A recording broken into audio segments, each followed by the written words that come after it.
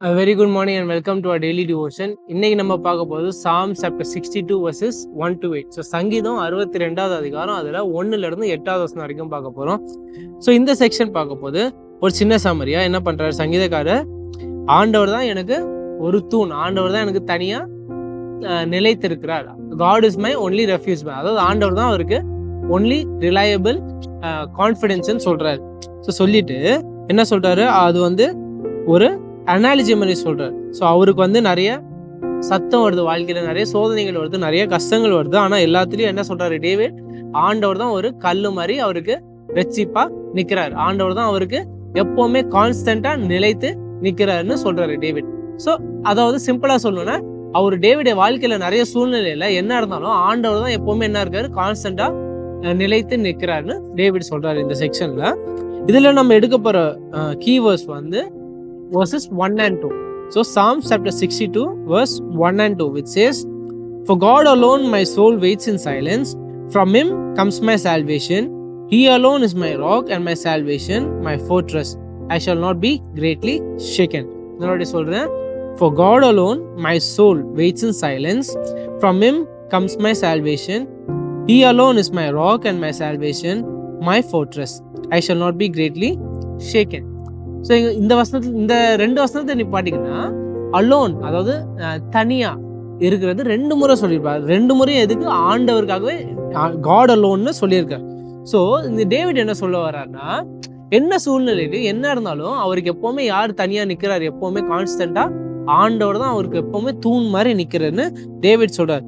இதுக்கு முன்னாடி அவருக்கு இருக்கலாம், சோல்ஜர்ஸ் இருக்கலாம், நண்பர்கள் இருக்கலாம், ராஜாக்கள் இருக்கலாம், நியாயாதிபதிகள் யார் இருந்தாலும், செக்யூரிட்டியா அவர் ப்ரொடெக்ஷனா இருந்தாலும், இறுதியில எல்லாத்தையும் அவர் யோசிச்சு பார்த்து, அவர் அனுபவிச்சு எல்லாத்தையும் பார்த்து, இறுதியில தனியா யார் எப்பவுமே உண்மையா நிலைத்து நிக்கிறாருன்னா டேவிடுக்கு ஆண்டவர் தான். டேவிட் என்ன பண்றாரு இந்த சங்கீதத்துல சொல்றாரு. ஸோ ஒரு எக்ஸாம்பிளுக்கு நீங்க பாக்குறீங்கன்னா, ஒருத்தரை நினைச்சு பாருங்க, ஒரு அனாலஜி பார்ப்போம். ஸோ அவர் என்ன பண்றாரு, அவர் வாழ்க்கையில உட்காந்துட்டு ஒரு ரூம்ல உட்காந்துட்டு பாக்குறாரு, அவர் வாழ்க்கையில அவருக்கு எதெல்லாம் செக்யூரிட்டியா இருக்குன்னு. நண்பர்களை பாக்குறாரு, காசை பாக்குறாரு, வேற யாரோ ஃபேமிலியை பாக்குறாரு. இந்த மாதிரி ஒரு ஒரு ஆப்ஷனையும் பார்த்துட்டு அவரோட உடல்நிலைக்கு, அவரோட இதயத்துக்கு, அவரோட ஆவிக்குரிய நடைக்கு எல்லாத்துக்கும் அவர் என்ன பண்றாரு, எல்லா ஆப்ஷன்ஸையும் இவாலுவேட் பண்றாரு. ஸோ ரேஷ்னலா பொறுமையா உட்காந்து இவாலுவேட் பண்ணி பார்க்க போது அவர் என்ன பண்றாரு, ஒன்னு எலிமினேட் பண்றாரு. இல்ல இது நல்லது இல்லை, இது நல்லது இல்லை, இது கைவிட்டுரும், இந்த முழுசா நம்ப முடியாது, காசை எப்பவுமே நம்ப முடியாது. இந்த மாதிரி ஒன்னு ஆப்ஷன்ஸ் எலிமினேட் பண்ணும்போது கடைசியில அவருக்கு என்ன நிக்கிறாரு, இப்போ டேவிடா இருந்தா டேவிட் என்ன சொல்றாரு, ஆண்டவர் தான் நிக்கிறாரு. ஏன்னா காசு இருக்கும், இருக்காது, நண்பர்கள் இருப்பாங்க, இருக்க மாட்டாங்க. நம்ம முன்னாடியும் நம்ம டிவோஷன்ல பார்த்திருக்கோம், இவங்கெல்லாம் நம்ப முடியாது. ஆனா எப்பவுமே ஒருத்தர் எப்பவுமே நிலைத்து நிக்கிறாருன்னா, கான்ஸ்டன்டா இருக்கிறாருன்னா, அதுதான் யாருங்க, டேவிட் இங்க 2 முறை சொல்லியிருக்காரு, காட் அலோன், ஆண்டவர் மட்டுமேன்னு டேவிட் இங்க நம்மளுக்கு சொல்றாரு. ஸோ அதே மாதிரி நம்ம வாழ்க்கையிலையும் நீங்க நினைச்சு பாருங்க, எதை நம்ம சார்ந்து நிக்கிறோம் உங்க வாழ்க்கையில. காசை இது நான் முன்னாடியே பார்த்துருக்கோம் இந்த மாதிரி. ஸோ காசை நம்பி இருக்கீங்களா, காசு இல்லைன்னா இந்த இடத்துல பயம் வருமோ, இல்ல இந்த இடத்துல இவங்களை சார்ந்து இருக்கிறேன், இவங்க இல்லைன்னா எனக்கு பயம் வருமோ, இந்த இடத்துல இந்த நபரை சார்ந்து இருக்கிறேன், இவங்க இல்லைன்னா எனக்கு பயம். அந்த மாதிரி நம்ம வாழ்க்கையில சில இடத்துல எங்க லீன் பண்ணிட்டு இருக்கீங்க, எதை சார்ந்து இருக்கிறீங்கன்னு நீங்க பாருங்க. அதை நீங்க அப்சர்வ் பண்ணிட்டு நீங்க என்ன பண்ணுங்க, ஆப்ஷன்ஸை இந்த மாதிரி எலிமினேட் பண்ணிட்டு டேவிட் மாதிரி நம்ம என்ன பண்ணணும், ஆண்டவர் தான் ஃபர்ஸ்ட் ஸ்டெப் வச்சுக்கணும். ஆண்டவர் இருக்கிறாரு, நான் ஏன் பயப்படணும். காசு நம்மளால முடிஞ்சதை நேர்மையெல்லாம் செஞ்சுட்டோம்.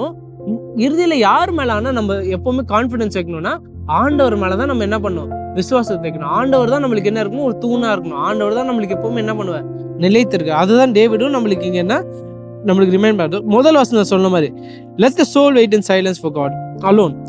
ஆத்மா யாருக்காக மட்டும் வெயிட் பண்ணும், ஆண்டவருக்கு மட்டும் வெயிட் பண்ணும். காசுக்காக இல்லை, வேற ஒரு நபருக்காக இல்லை, ஆண்டவருக்காக மட்டுமே வெயிட் பண்ணு. ஏன்னா ஆண்டவர் மட்டுமே நம்மளுக்கு என்ன எப்பவுமே போதும். அதுதான் டேவிட் நம்மளுக்கு சொல்றாரு. டேவிடோட வாழ்க்கையிலையும் அதான் அவர் எக்ஸ்பீரியன்ஸ் பண்ணியிருக்காரு. தான் டேவிடும் நம்ம கிட்ட. that is what I want us to take away from this psalm. ஒரு சின்ன பிரேயரோட முடிப்போம். Our loving Heavenly Father, thank you for this wonderful devotion and this reminder that, Lord, you are alone are sufficient for us, Lord.